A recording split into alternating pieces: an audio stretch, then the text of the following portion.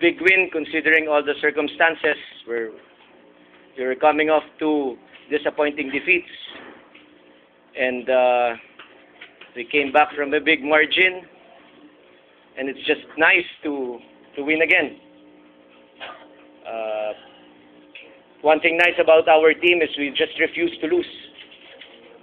Even when the chips were down, we found ways to win in the end. And in the end, Rico Villanueva made a thunderous dunk to basically ice the game.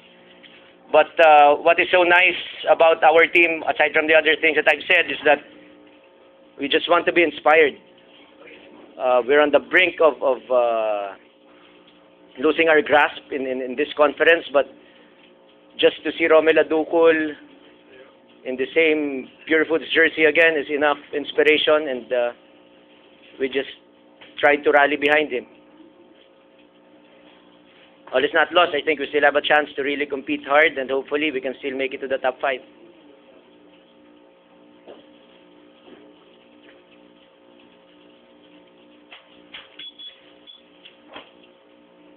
Minsan dumadating din kasi sa isip ko yung bang mga talo namin that could have changed the win-loss mark, but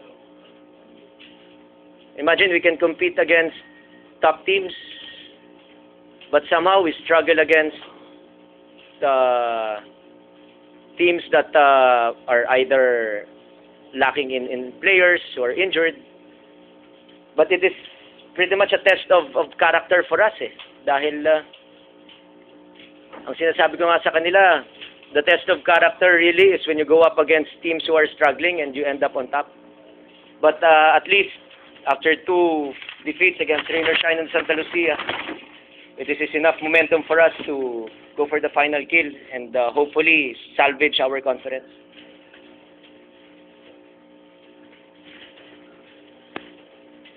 Tingin mo talaga, Coach, pag na-wildcard ka, wala ka pag-apagata?